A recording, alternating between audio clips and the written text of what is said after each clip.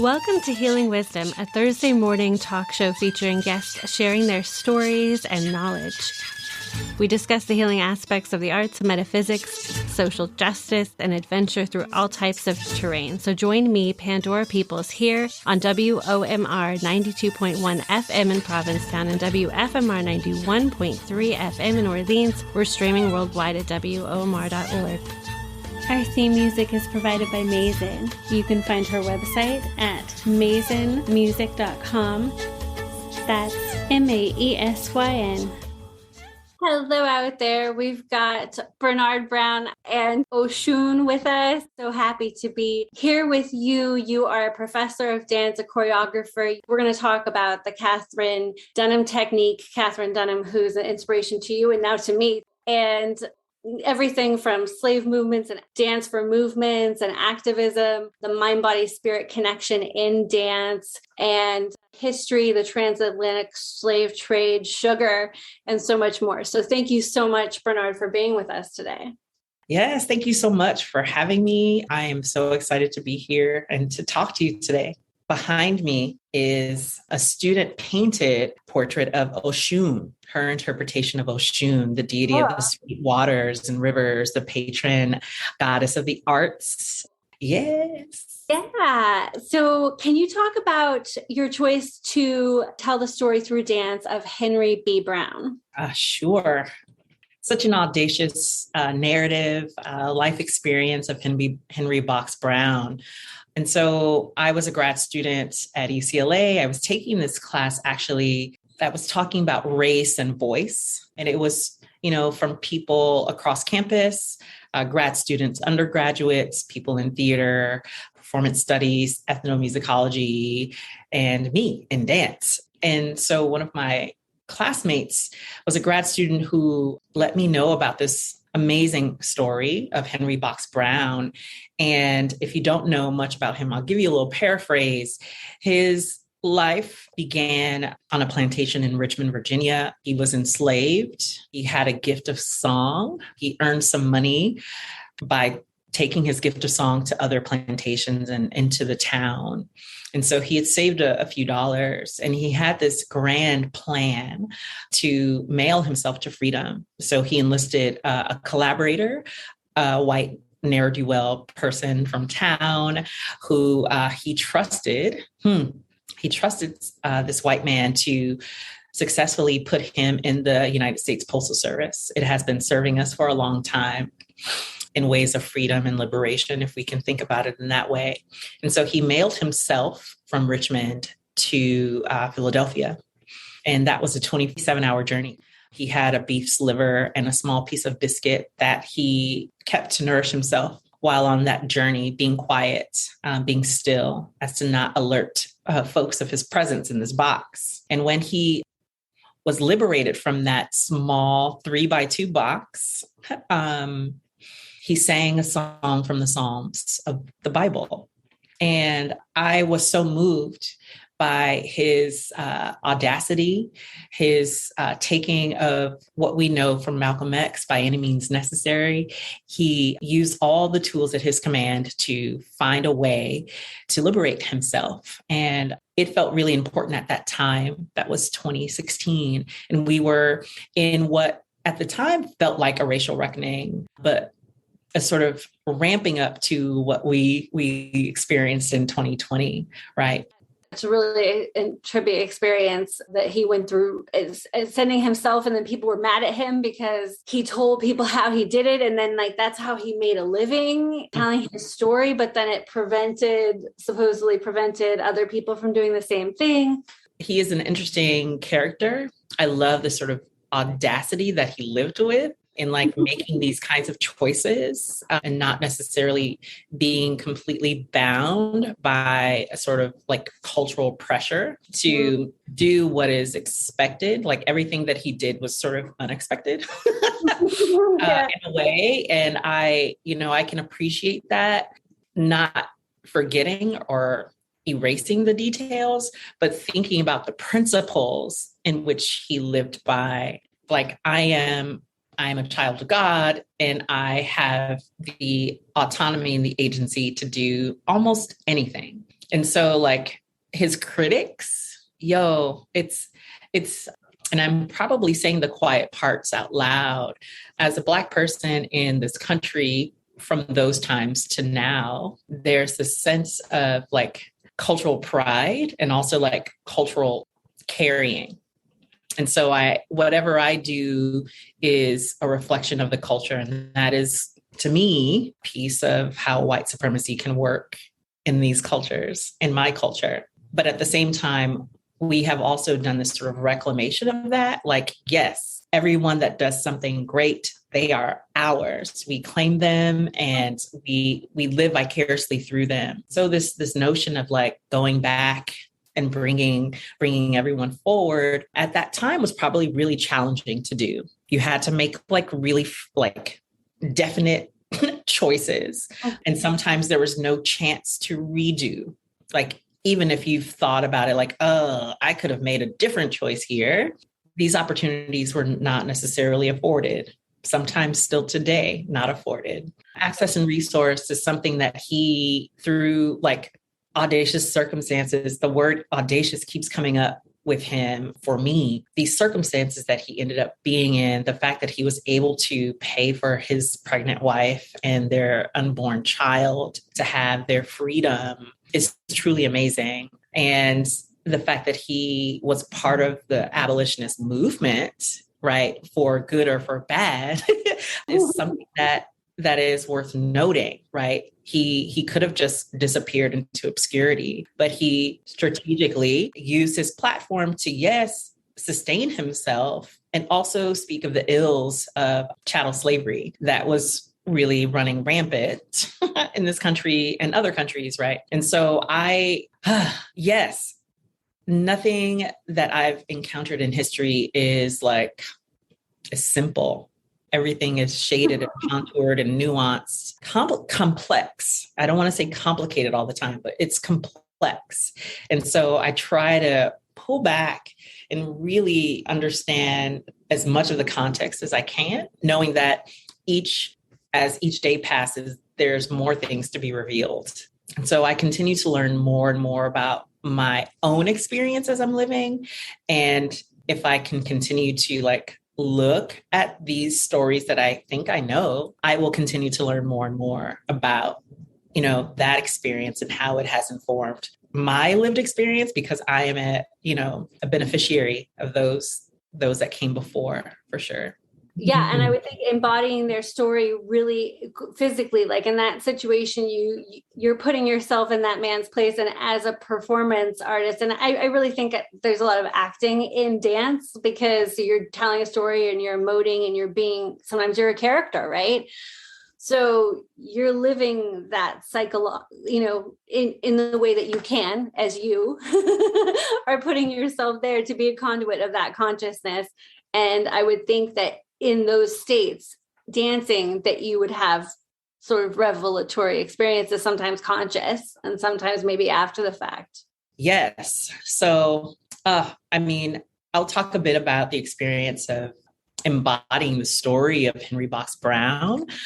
It was my way of understanding what it was like to truly be a captive in my own body and to be a captive in space. And what does it feel like sensorially to touch the air, to touch the earth, to open my throat and my heart and my face and my body, to proclaim that I'm here and that I'm free and that I'm a man, I'm a human being. It felt important to have live music there. And so I had a classmate, undergraduate at the time, play piano, which in musicians' slang is called the box. And so there's multiple layers of having homage to him, this idea of sleight of hand. He burned his hand with sulfuric acid so that he could be relieved of his field work to enact his grand scheme. And so I reference this in the dance. He burned it down to the bone. He burned his whole bone down to the bone, because that's how much you would have to do to get out of work. Acid on skin, on bone. It is just an audacious story. He went to any lengths to claim his freedom. And I felt it was important to have my body in the present, in the 21st century, contemplate and ruminate on what freedom can feel like if I'm coming from a place of actual captivity. It was and continues to be, I still perform this solo.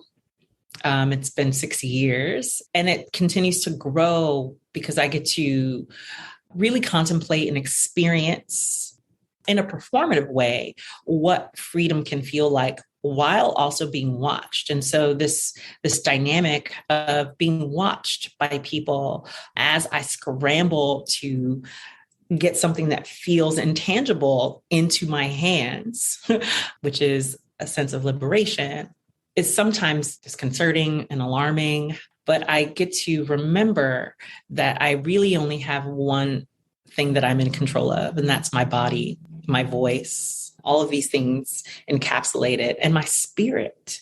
That sounds like three things, but I feel like they're connected: body, mind, spirit. And so my practice with the Katherine Dunham technique has helped me deepen that connection, deepen this practice of removing compartments and finding a holistic sense of freedom. And so in my practice with Katherine Dunham technique, it is grounded in this sense of removing those partitions, centering myself, being connected to the elements, and also to my fellows, to folks around me. And so often in our classes, we start with breathing. And I incorporate this in both my technique classes, my dance classes, and my choreographic classes, my composition classes, as well as any lecture or presentation that I might bring. So I'm trying to incorporate this at every level and every stage and every aspect of my lived life, every aspect of my being. A friend of mine, Dr. Shamel Bell, she's an activist, a mother, a warrior. She reminds me that conspiring is to breathe together. And so I often cite her when doing this kind of breath work, even in my Dunham technique classes, so that I can know that this is not something of my own design, but this is something that is ancestral. This is something that is collective, and no one owns this. We are doing it together. And when we breathe together, we can be of one mind and of one accord and move forward in action that will get us to that next level of enlightenment and potentially to liberation on this plane.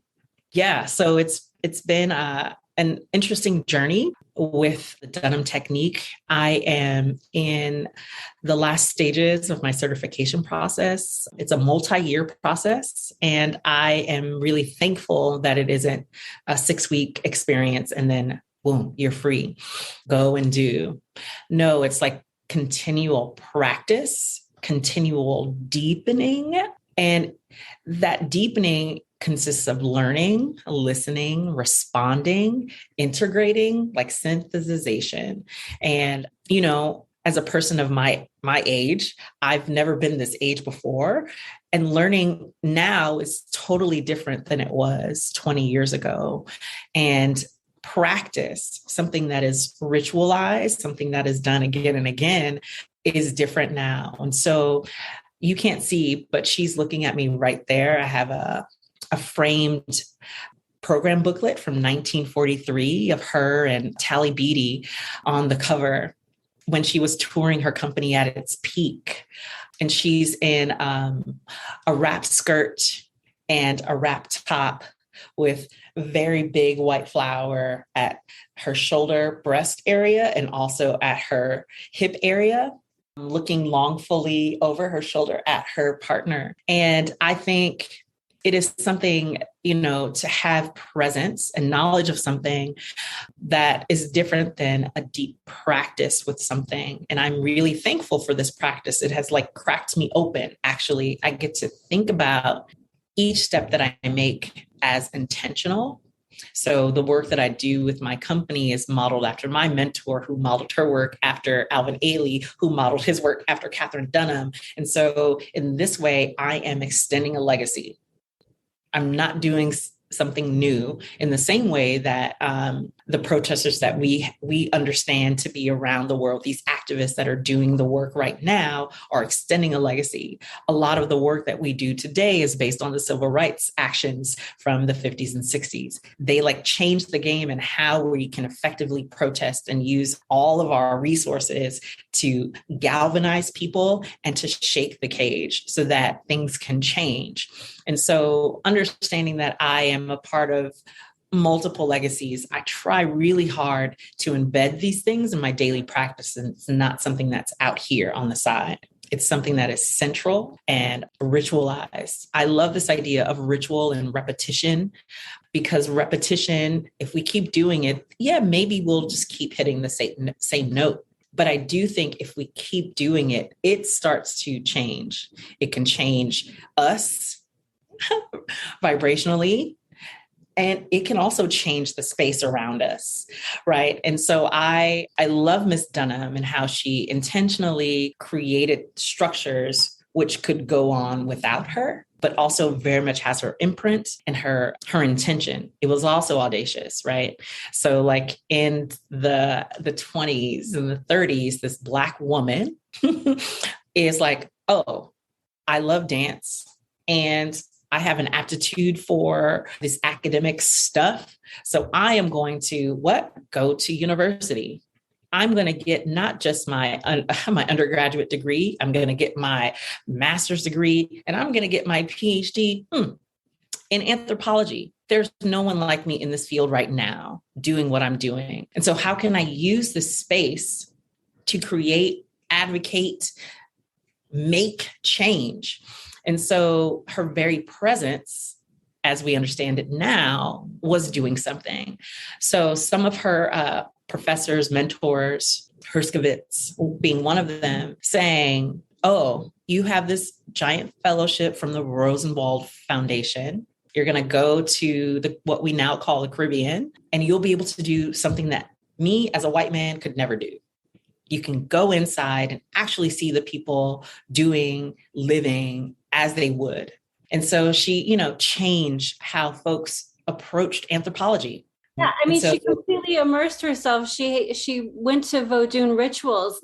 She had said in interviews that she, wouldn't have had the same relationship with them if she hadn't been actually really respectful and intrigued and deeply curious about the culture and wanting to completely immerse herself in their rituals. So being able to have this kind of access, right, and resource, similar to Henry Box Brown, principally, but not like the same. She respectfully, as you were saying, thank you so much for that, respectfully developed the participant observer model, right? So this immersion is critical. Previously, anthropologists were really just observant. And by the nature of that, the structure of that, they are othering the people that they're looking at.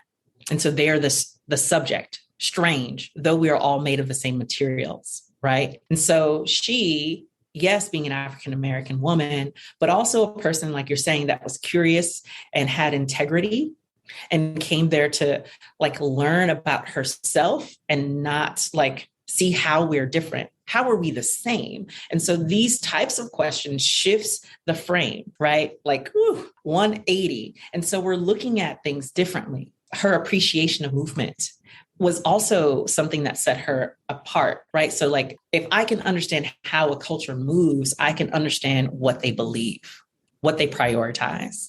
And so she, I'm still nearly 100 years later, am like, whoa, what is this? How is she able to think in this visionary way? Sort of similar to Henry Box Brown, whoa, I would have never thought to do that to get to this. And somehow here we are. And to be a part of this legacy is one of my greatest honors. It is something that I continue to reference in all aspects of my life, specifically when I'm teaching students here at Loyola Marymount University. It is a Jesuit school. It is a predominantly white institution. It's private. And it is small. It's a small institution with a lot of resource. And so understanding my position and how me being here, a lot like with Ms. Dunham, can shift shift how people see things and how they experience things is something that I don't take lightly. And so the work that I try to instill with my students, the things that I bring into the class, bring up in conversation is intentional so that we can, as a collective, because liberation is all hands on deck. If we all have the same frame with which we're trying to move, then we can see the end more clearly as opposed to these disparate destinations, right? The destination is the same for all of us, though sometimes we have to step back to let others get there. Yeah. And so it is a really interesting conceit. You know, Ms. Dunham was often asked to be front and center, which I'm sure she was happy to do. But she also wanted to make space for people that are often not seen in these spaces. I'm thinking about, in particular, stormy weather. And so this famous scene, the dream sequence. So the director wanted her scene to be about pimps and hoes, keeping it 100 here. And she said, oh, no. We can do that, but we also have to have this. And in this dream sequence, I want us to be all of this regal, glorious beauty that we can be. And so very smartly, right? And additionally, she said, oh, and no, not all of the girls will be as fair as me. We are of a varied hue. And so that's what's going to be here. And I'm going to highlight the darker skinned folks as well. And so, you know, using her platform very effectively and strategically, she was able to do so much at a time, especially a Black woman was not able to have access to. And so I am forever grateful. In 1950 actually, Ms. Dunham and her company was on tour in Sao Paulo, Brazil. And her husband was a white man, John Pratt. He was also her principal costume designer. He did beautiful costumes for her and the company. And so they were invited by a theater company in town. They had a hotel, and the hotel clerk would not allow her to come through the main entrance and to go up the stairs to her hotel room with her husband. He could go, but she could not go. Obviously, she was like, I'm an invited guest to this place. How are you to treat me and my company members this way? And so word got out, got to legislators, and she helped usher in Brazil's anti-discrimination, anti-racism law. And so she moved not just in these artistic spaces, but in the real world. Like, how can I affect change materially? Like, how can it change people's lives? And folks don't know all of these things about this woman. And that is a part of her ethos, right? Like, how is my body, mind, and spirit connected? Yes, through dance, but also in service of what? In service of liberation for all. She did so much for people. You know, a lot of people credit her with modern dance itself. She really wanted to authentically help people understand. She really wanted to show that there's a difference between primal and what we call primitive. And she sort of said, like, there's secular and then there's spiritual, and the secular was social and the spiritual was really honoring our divinity to procreate, honoring that tantric energy, honoring the pelvic undulations. I think it was Martha Graham who said that she's the high priestess of the pelvic girdle, because before there was really limited movements. There's so much isolating that goes into these movements, but really when you bring it all together, it's a complete fluidity that moves the whole body, right? Ms. Dunham, in particular, because of how Black movements, the Black aesthetic has really shaped the United States, and the United States has shaped a lot of what's happening globally, I think she deserves more credit in multiple areas and multiple genres of movement. And so with her study of ballet, she understood why these things were important functionally. And so when she went to Haiti, for example, she was able to see how there was this connection, but also this polyrhythmicness and polycentrism that's happening. And so it does synchronize and coalesce in like full body fluidity, as you're talking about, and also in ways that honor our history and perpetuate these histories. And what she was doing also in terms of a comparative study, she was looking at what was happening on these islands that are far away from the American South, where a lot of African Americans have come from, looking at what was similar and what was different. And so she was able to see like how we are connected beyond being able to see each other, right? And so it is in our DNA. There's this theory, I can't remember the theorist's name, that I think she really embodies in her work and her research, both creatively and academically, is subjugated knowledge. So there's knowledge that is in our DNA and in our body that has been sort of locked away because of this trauma.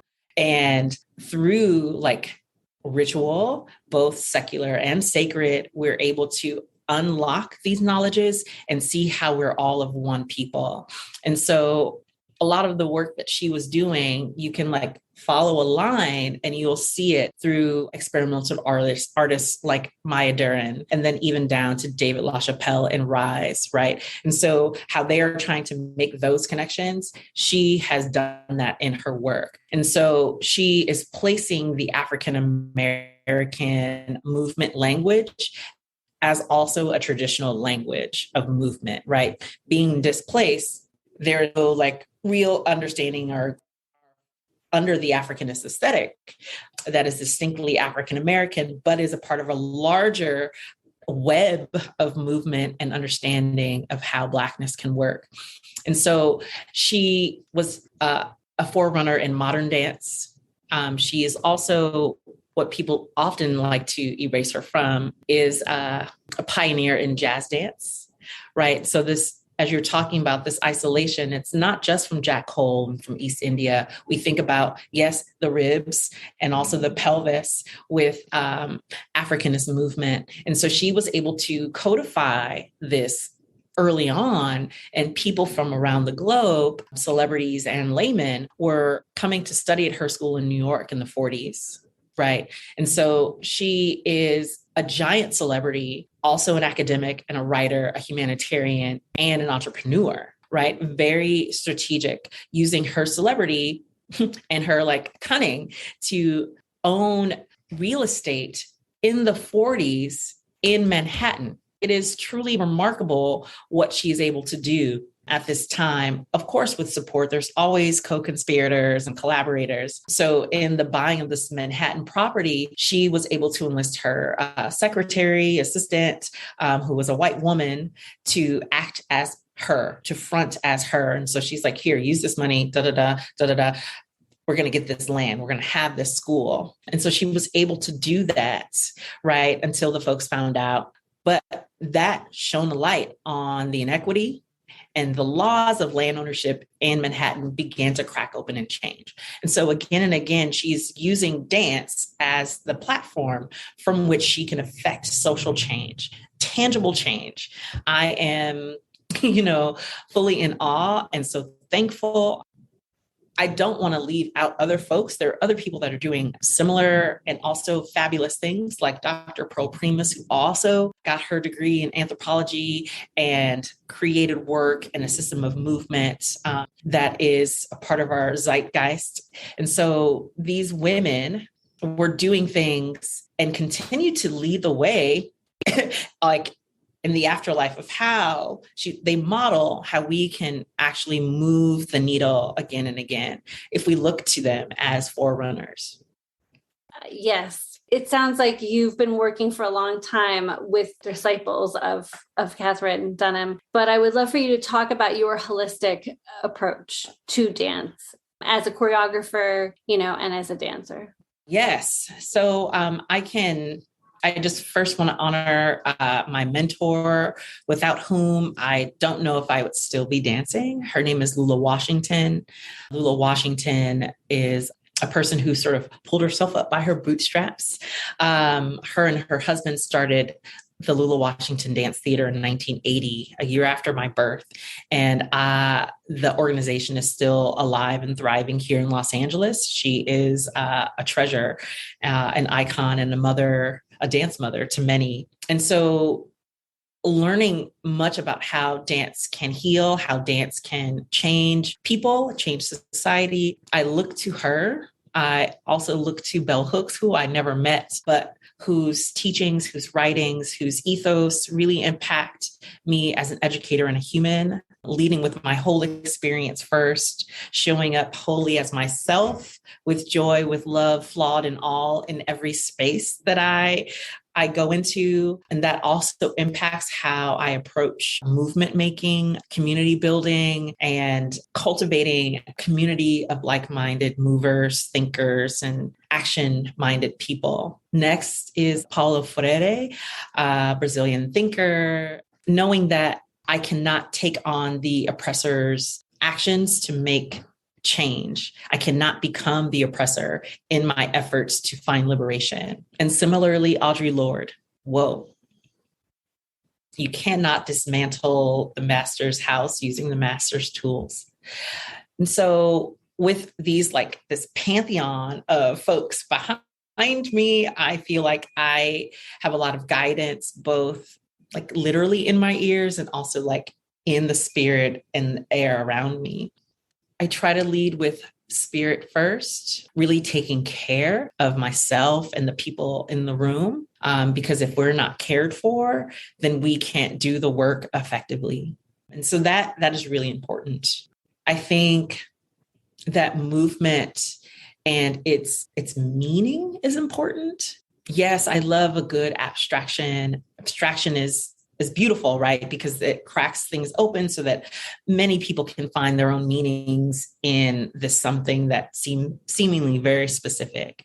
But at the same time, I want to honor the practices of my ancestors, right? Having action and movement in my spine, freedom in my pelvis, right? The seed of humanity is like in the Black woman. And so I focus on lifting them up, and most folks that are marginalized historically in this what we call the United States right now. And I really think about what's important to the communities that I'm a part of, and how can the work that I'm doing be in service of that. And so I had a call yesterday with this consultant, and I don't drive a car. Even here in Los Angeles, I take public transportation. So I was on the city bus, with my earphones in, talking to this person who I've never met in person, and talking about the work. And they wanted to know how could they help and what help did I need? And it got me thinking really about, well, why am I still doing this? What is it for? And what is this process? The process for me is not formulaic. I think each work has its own life, its own world that needs to be excavated and explored. And so that may mean different people are in the room. So there isn't necessarily a core group of people that I'm working with, but it is important to understand that the things that are important in the world need to have a place to live. And sometimes these things go unnoticed because of distraction, because of the systems that we live in that don't really allow us to see and focus on the things that we know are harming us. And so one of my most recent projects is processing sugar notes. And so I don't think everything goes back to slavery, but in this instance, it kind of does. But it began processing sugar notes in two places, almost at the same time. My grandmother, since I was a middle schooler, was diagnosed with diabetes. And so that has been in my world. She raised me and my sisters. And so like I've been conscious of like sugar and what it means to the body, how some bodies can't process it in the same way. Some sugars are not good. Some sugars are fine because they come from the planet, or maybe they're not fine now because of what we've done to the planet, all of these things. And as an academic, I went to my first professional conference, Dance Studies Association, and I heard this woman, Dr. Nadine George Graves, give a keynote talking about sugar and homoeroticism and activism. She's a Black woman. And so my grandmother's also a Black woman, to be clear. And so thinking about these women and how sugar has affected them personally and on their, daily doings, what can I do about sugar? How has sugar affected the global majority? I'm sort of moving away from people of color, the global majority. Who has farmed this this product, who's been most adversely affected by this product, and how are we reckoning with the damage that's being done to the planet and to these people, self-included, right? Sugar is pervasive in our food, even in things that shouldn't have sugar. Sugar somehow appears there.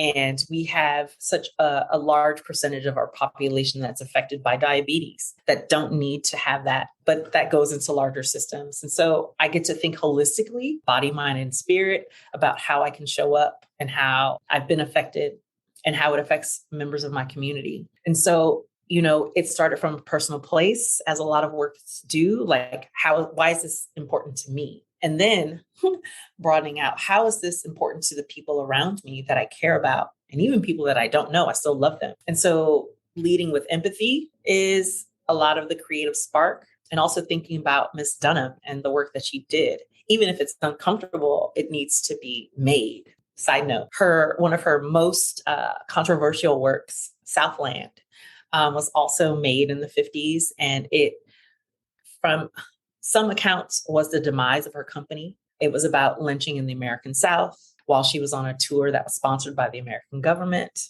They didn't like that. And so they essentially started blocking her performances. Like, oh, let's make sure you don't get funding. If you're living off the ticket sales, we'll make sure people don't go to your shows. We'll just keep putting these roadblocks. And so effectively, the piece was performed 2 times, and the company sort of fizzled away after that.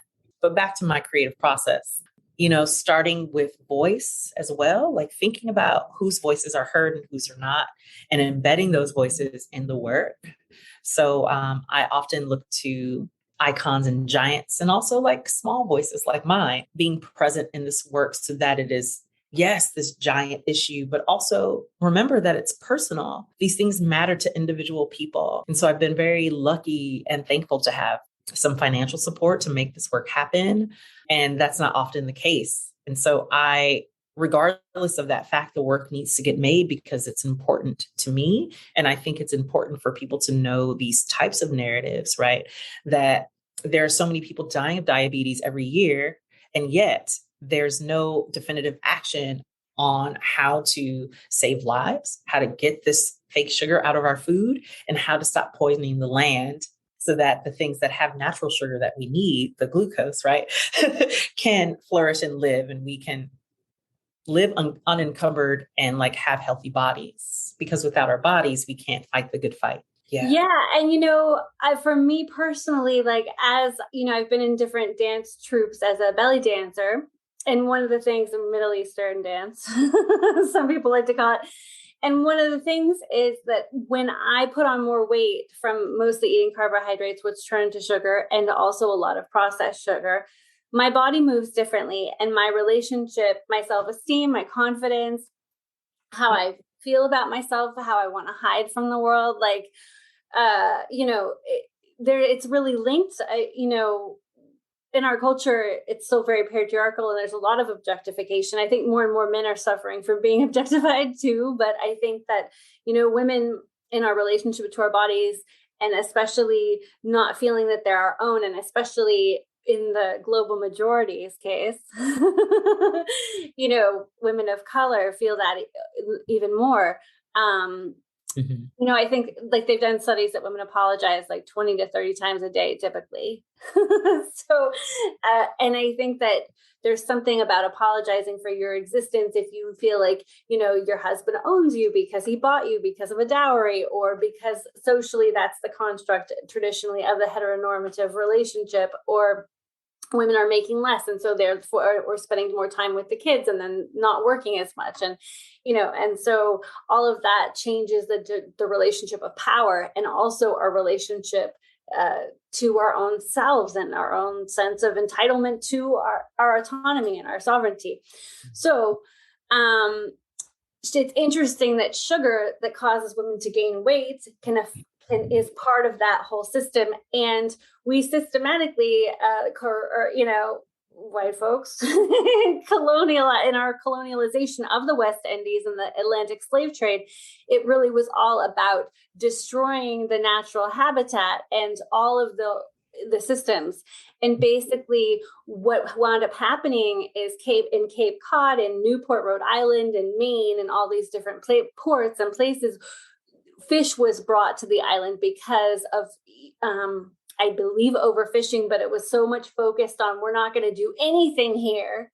Like the whole island is just like a penitentiary, and it's just going to be about growing sugarcane. And so they stopped growing all the other things and they cut down all the stuff. And it's like a little Easter Island deforestation thing because it was just the sugarcane.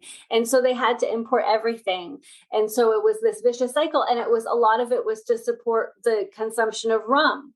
So people for rum, sugar for rum. It's a vicious cycle. And it was... We can see how it's insidious, right? It changes. So in the same way ritual can be a positive thing, it can also be something that is detrimental to the way that we live, right? The ecosystems that were here before and should be here well past us are eternally affected by these sort of this greedy grab for resources. And so understanding the fertility of this place, the Caribbean, and now the added resource of the African people, in addition to the indigenous people there to work this land that they would do, right? But forcibly so with heinous atrocities and like inhumane violence, we see how not just the human body has been desecrated, but also Mother Earth. And so looking into language, Mother Earth is this feminine body that is a receptor, right? And so the colonizer being the pillager, they are violating the land in ways that it is not useful for her well-being and her reproduction. And so it shapes how culture is enacted in that place as well, in terms of food, in terms of other practice, as you're talking about, like saltfish being something that we now understand as part of the Caribbean culture. And so it is, I continue to like get angry and calm down because the past is the past.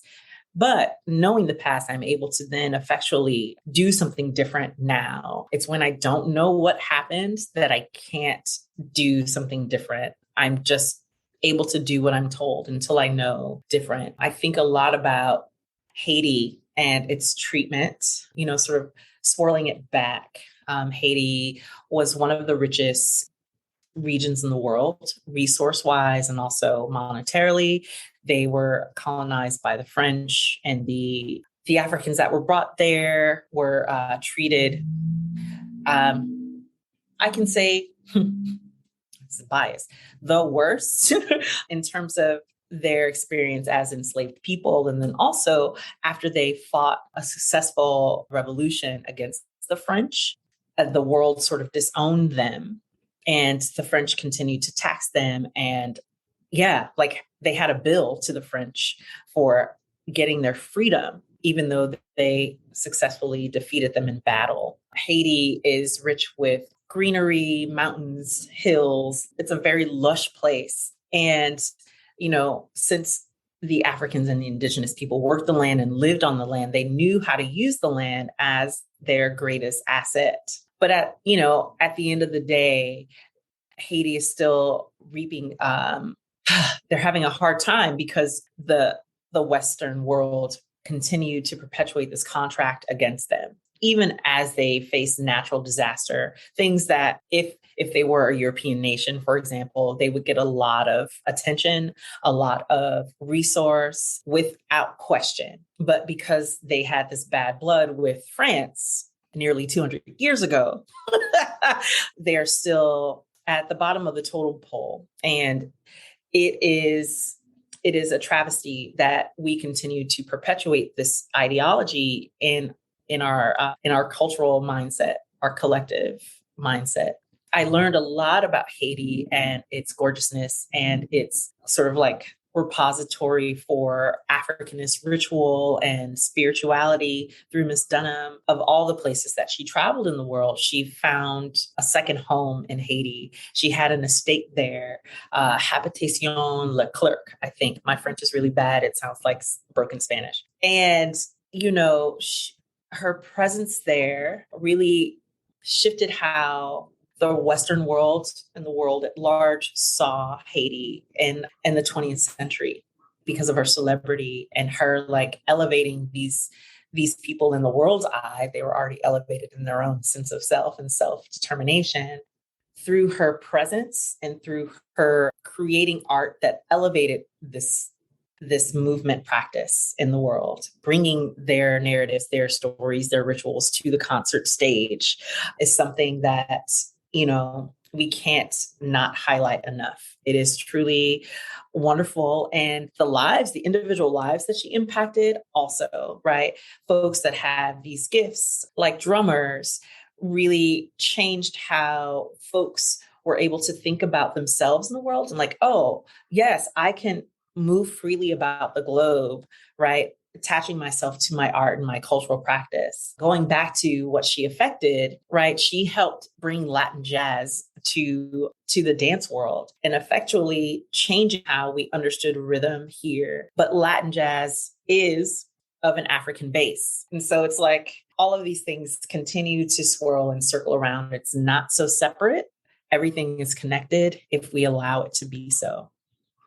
As far as dance is concerned throughout political and social movements, it was used in Brazil in their slave rebellion in terms of, they had many slave rebellions. The martial arts capoeira was being hidden through these dances and this singing and lots of music making. But I read something that made me think that also was true for other places, including Haiti. I know their possession dances can seem kind of aggressive with the Luas possessing them, Dambala, maybe Gede, can get a little crazy. Do you know anything about that? And what are your thoughts just generally on dance activism and activism through movements? That is not my area of expertise. I do know that there's a lot of the folks that were brought here to the West forcibly were innovative beyond measure in terms of maintaining what they could of their experience back on the motherland, the continent of Africa. And then also finding ways to create more community, even if we don't speak the same language or have the same movement practice. Now we're able to combine them and build our community outward, knowing that we have strength in these numbers. And I'm in awe often when I think about syncretism, both as a religious practice, right? Like I'm going to have these Catholic saints be representative of Luas or Orisha, right? Right. So that I can continue to maintain my sense of self while also being indoctrinated, right? But deep down, it is so that I can continue to be myself while also getting you off of my back. And I think that is a similar practice as you're talking about with capoeira and slave rebellions. And so again and again, we see these things. We see it in the American South when they would sing songs about liberation, but they're coded as hymns about Christian God, right? Really, I'm going to follow this North Star to get my freedom. You're going to make me learn this, but I know what I need to do and I'm going to get it by any means necessary. And so we see it take form in lots of ways like that. But to speak very directly about dance as activism, I feel like dance as activism is less coded in that way. It often is very direct. It's very politicized so that the message doesn't get lost. Though, speaking about African-American history in particular, there's often code, right, in our language, in our movement, because that is unique to our experience. Even if the message is very clear and direct, there are also things that only folks on the inside from the community will know. And that is a way of keeping a sense of self and agency. I'm saying the quiet parts out loud. And so it gets interesting, and I'm going to veer off topic and I'm going to come back. When we think about appropriation, right? Like folks that are using this coded language and may not have all of the nuance and implication of what these words mean, but somehow have the agency and the power to popularize it and monetize it, it then becomes, it has morphed to just change it to something different. But I'm going to come on back to dance as activism. And in this lineage, I'm going to talk about Katherine Dunham. And also I'm going to bring up another one of my mentors / ancestors, Donna McHale. They, at the time, were making their own brands of socially conscious activist work, right, on different levels. Miss Dunham, both on the Broadway stage and Hollywood sets and concert stages around the world, was really bringing light to all that is Black and all that is beautiful about Blackness, though it may not be very political, like in a very apparent way. It is a very clear statement about what was important to her. I find it interesting that her work at that time was fairly well received, but also with a bit of shade, if I can use a colloquialism, going back to your comment from Martha Graham. Though if we read it without tone, that statement is fine and good. She is the queen of the pelvic girdle, but I believe I wasn't there. But I believe that Miss Martha Graham was trying to pigeonhole her and saying that only her pelvis is something that that's all she knows how to do. And so racism and classism and elitism, those things were at play here. And this idea, I love that you made a distinction between the primitive and primal. Miss Dunham used the word primitive a lot in her description of her work. That was the trend of the day to how to speak about this work, right? But I do think some of her contemporaries did not make that distinction between primal and primitive. And so she worked really strategically to use that to her advantage. An anecdote, it was told to me this way. She was doing a filmed interview. I think it was also on radio, maybe kind of like this. And she showed up dressed to the nines in leopard print, knowing that she would be seen as a Black woman in this way, understanding that salaciousness could be her way in. So smart. And they brought up her work and used primitive, but meant primal. And she corrected them really quickly. Like, you may think that this is this, but actually I am using it this way. And so with that in mind, basically get out my face. I'm paraphrasing. And so she was very smart and she understood how to use language and her position to her advantage. I think in the same way, Mr. McHale, being who he was, also did a similar thing. He made dances about everyday people. And he was making dances about police brutality and the system of that back in the 50s, right? First with Games in 1951, and then which is about young children and one of the beautiful young girls being beat by a cop in Harlem. And then also one of his masterpieces, Rainbow Around My Shoulder, talking about the chain gang as we can equate it to that time's version of slavery, right? Much of what we think about the prison industrial complex today. And I am in awe of how they deftly wove in entertainment. There's a lot of entertainment value with these well choreographed modern dance pieces that get to the heart of an issue, and unflinchingly so, right? In Southland, there is the piece I mentioned earlier around the same time as Games. There's lynching that happens in this work. And that's like they depicted it on stage, right? So you couldn't miss it. It was very direct. And also one of the white company members, the Dunham Company, was interracial a good portion of the time. Julie Belafonte, Harry Belafonte's wife, was tasked saying the N-word on stage. And she felt very uncomfortable doing it, but it was in service of the work. And so she did it. Uncomfortably so, but she did it, right? And I think we are able to have different conversations when we're seeing a work that is dance, that is embodied about particular issues, because sometimes the language can fail us and we can divert from the actual meaning. And dance gets us there in explicit and implicit ways. And so in a work that I've made fairly recently in response to the killing of Stephon Clark in Sacramento, called Community, C-O-M, Unity, U-N-I-T-Y. Thank you, Queen Latifah. Right? How do we gather around the people and protect them when the folks that have the guns and the armor and the military equipment will not and are working actively against that? So using these devices and this, right? So it becomes a visceral experience in a way that doesn't make me beg for pity in this work, but also ask you to empathize by seeing this.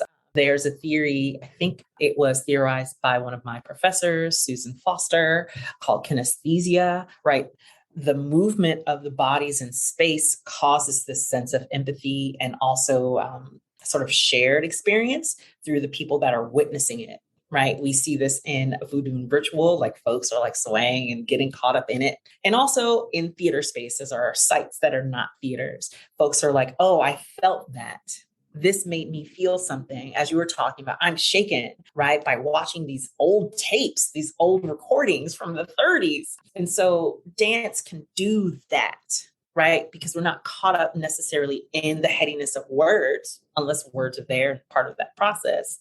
But often it is indicative of the body.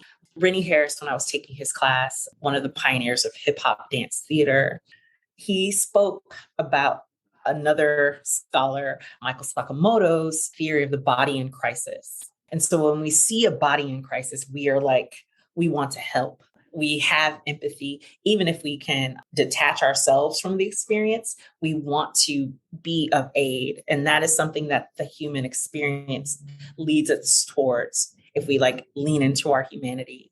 And so I think dance as activism really is like pulling multiple threads together to get folks to feel, to be aware, to be called to action, and to understand that it is affecting each individual, not just the group that is being targeted. Yes, well spoken. I would love for folks to see the weight of sugar. Folks can find you, Bernard Brown, on Facebook and also on the internet, but your website, bbmoves.org, showcases all your choreographies with all of your dancers for various projects. So the weight of sugar is in outgrowth because of COVID-19 of processing sugar notes. So processing sugar notes seeks to be enabling link work. And because of COVID-19, we couldn't gather. So we had rehearsals over Zoom.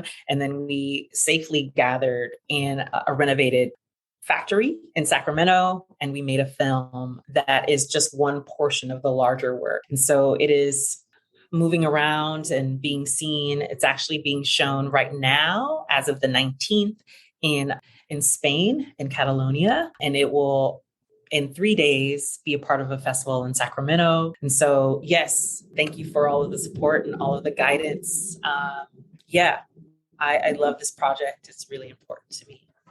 Cool. And then currently, are you working on it has something to do with sweat. Do you want to talk about that? Sweat. Sure. Yes. It is also a sort of a byproduct of the work around sugar. And I was thinking about queerness, and a lot of the euphemisms, like derogatory euphemisms, were about sweetness. And, those words have been hurled at me as a young person, even as an adult here in this United States of America. And so I'm thinking about, like, is sweetness altogether bad? And what happens when you are close to someone that you love and you're like in these entanglements, and the sweat sort of comes out of your pores if you're already sweet. I had a person in high school lick me because they thought I was chocolate, actually. It was very innocent because I know the person, but in the scheme of things, like, what? Slave owners used to do that sort of things to men, like white males. Slave owners used to do that to men during chattel slavery. And it had a tinge of a lot of homoeroticism attached to it. And so I'm trying to interrogate and make connections to queerness, sugar, and COVID-19 and AIDS in this work. And so it is in process right now. We're getting ready to take it on the road. Actually, in June, we will be in San Diego at Queer Movement Festival, where we will have a live version of this being performed. And it's also going to be made into a short film as well. Yeah, like I said before, everything is connected. It's hard to delineate and make things separate. The more we integrate and synthesize all of this stuff, I think our holistic selves will be ready to move to the next level of enlightenment. I hear that. Yeah. So this untold story of these slave owners that were expressing their latent and confused sexual identity with enslaved people, that's a really important story. And I always suspect when there is this cultural domination that there are these kind of things at work. Things are more than about just money. So like there's a lot of fear and repression of homosexuality, and it's taken different forms. You know, in the military, these stories need to be told, even though they're really complex and complicated, and even though everybody has all kinds of different opinions about these things. The time is now. Everything is so interconnected. Yeah. Quickly on that. So like they would say it was to see if they were healthy. Like how would licking someone's skin let you know if they were healthy? Like what? So again and again, we see the confusion. You said latent and sometimes very explicit homosexual urges, and also this misuse of power, right? Like it's all for access to power. And how can I dominate and be powerful over someone? It's not necessarily about financial power. But the aggression part, I think, is sometimes used as an excuse for the emotional need that's there. Correct. The emotional need of intimacy with men. We're all complex, right? It makes it really comfy and cozy for people to delineate everything in this polar opposition paradigm, but that's not the reality of people's, and we're seeing that more and more with people's gender identity, and you know, and children being like, hey, like I'm really not this or that, like I'm really not, and I can't. And I think it's really a liberating thing, because we've been suffering from all kinds of labeling and indoctrination for so long. The time for healing is now, right? Yes, the time for healing is now. And I think the discomfort folks have with the sort of relinquishing of this power is also, you know, a symptom of how corrosive power, like they're using it, can be. Power in and of itself is not bad, but a domination and indoctrination for one group's comfort, even if it's at their own demise, for their comfort is what is killing this everything, right? So we have a chance every day to do something different.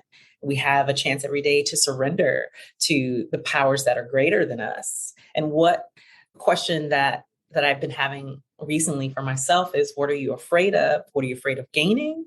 And what are you afraid of losing by doing something different? And so my hope is that people ask themselves this question earnestly and actively do something different. If that means taking an action towards something that you believe in, hopefully for the betterment of more people than less, and not self-serving, right? And what can you let go of so that other people can have more space to be truly themselves? Yeah. So wise. Thank you so much, Bernard Brown, for being with us. Folks can find you at bbmoves.org. Thank you so much, Pandora. Yay.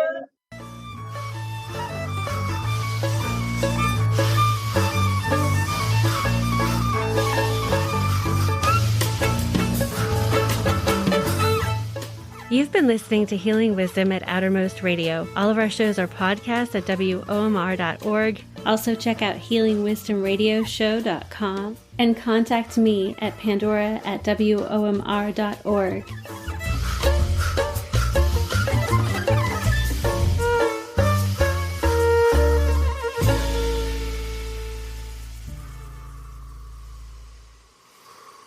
Yeah. Cool.